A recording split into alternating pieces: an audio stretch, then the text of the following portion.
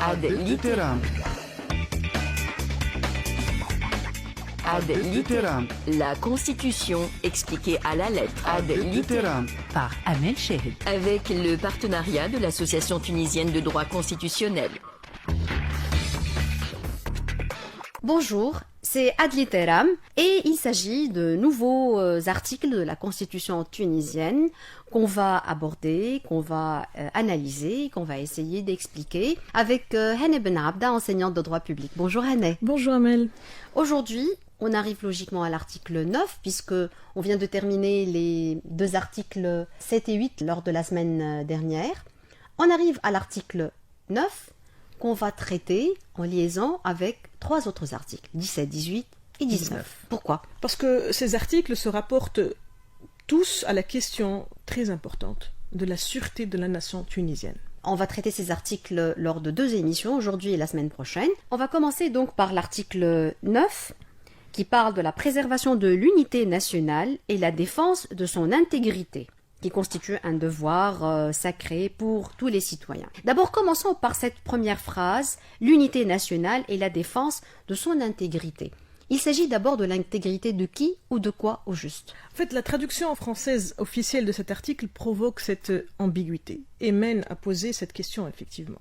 La lecture de la version arabe, qui prime bien évidemment, répond à ton questionnement, cher Amel, car on lit cela. La préservation de l'unité de la nation ou de la patrie et la protection de son intégrité constituent un devoir sacré de tous les citoyens. Je vais le dire en arabe. الحفاظ على وحدة الوطن والدفاع عن حرمته واجب مقدس على كل المواطنين. Donc il s'agit donc de protéger l'intégrité de la nation, bien évidemment. D'accord. Quelle est donc la définition de ces deux notions, l'unité et l'intégrité ? Sur la deuxième partie de ta question, unité, c'est le caractère de ce qui est un, unique, ce qui est considéré comme formant un tout dont les diverses parties concourent à constituer un ensemble indivisible. Et l'intégrité est l'état d'une chose qui est demeurée intacte, qui a toutes ses parties, à laquelle rien ne manque, état de quelque chose qui a toutes ses parties, qui n'a subi aucune diminution, aucune altération, aucun retranchement. Généralement, on parle d'unité nationale quand il s'agit de faire face à des divisions ou des ségrégations internes, touchant considérablement la cohésion sociale et la stabilité politique. Par contre, la notion de l'intégrité est généralement évoquée en droit international.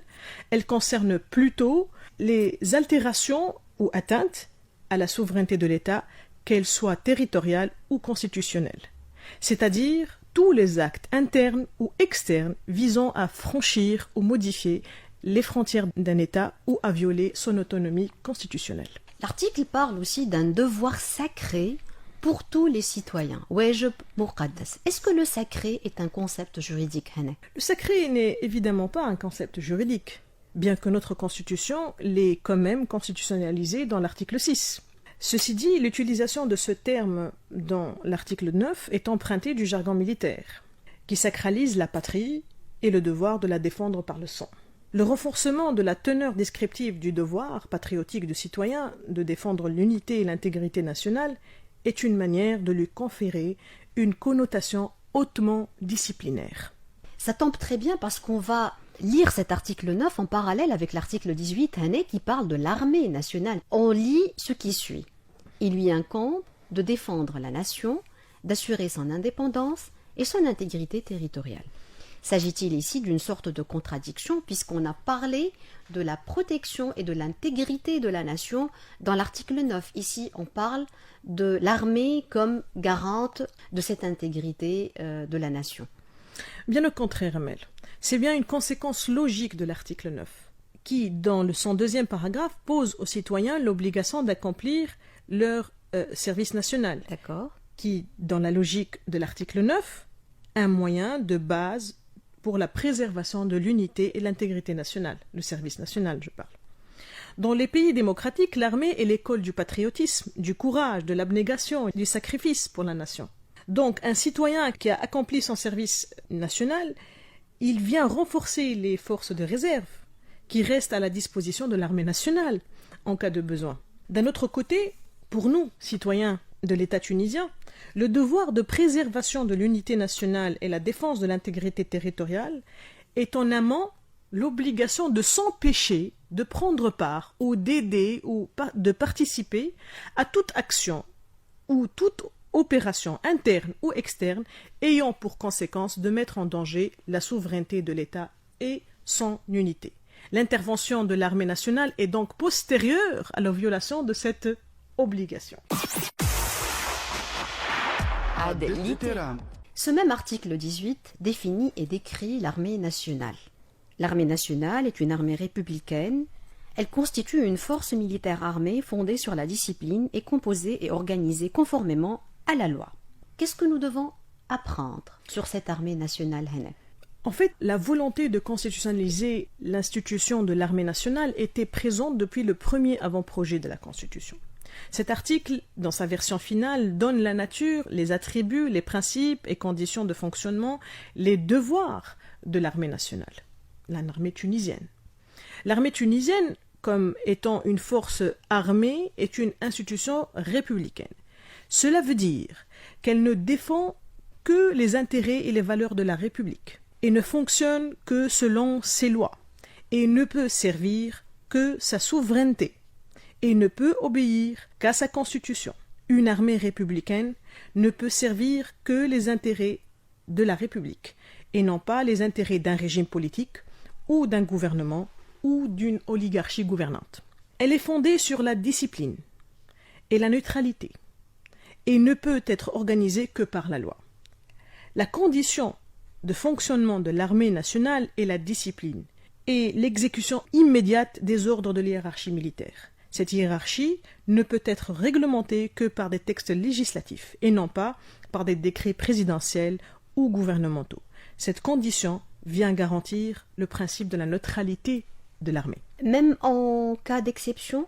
Même en cas d'exception, effectivement. Parce que même en cas d'exception, le président de la République, il ne peut commander les armées que selon les textes en vigueur. Et les textes en vigueur, c'est des lois, en fait. Et pourtant, c'est lui le chef suprême de l'armée nationale. Effectivement. Ad litteram. L'article 18 dit, de manière explicite et ferme, l'armée, elle est assujettie à une neutralité totale. Que veut dire la neutralité totale de l'armée? La neutralité est le caractère ou l'attitude d'une personne ou d'une institution qui s'abstient de prendre parti dans un conflit ou dans une compétition. L'armée nationale est donc tenue par le devoir de neutralité, de ne pas prendre parti dans le jeu politique des pouvoirs, de ne pas porter appui à une institution constitutionnelle au détriment d'autres institutions constitutionnelles de la République. Par conséquent, les membres des forces armées ne peuvent en aucun cas adhérer aux partis politiques ni constituer des syndicats, bien qu'il est à noter qu'ils ont acquis leur droit de vote dans les élections municipales, contrairement aux élections législatives ou présidentielles. Et je vais terminer, Hannah, par la question suivante. En lisant les deux articles 9 et 18, est-ce qu'il y a un enchevêtrement entre ce qui est militaire et ce qui est civil? L'article 9 parle du service national obligatoire et l'article 18 dit que l'armée apporte son concours aux autorités civiles. Pour ce qui est du service national, c'est un devoir qui incombe à tous les citoyens. Ceux qui ont accompli leur service national, ils sont dans l'armée de réserve. Ça, c'est d'une part.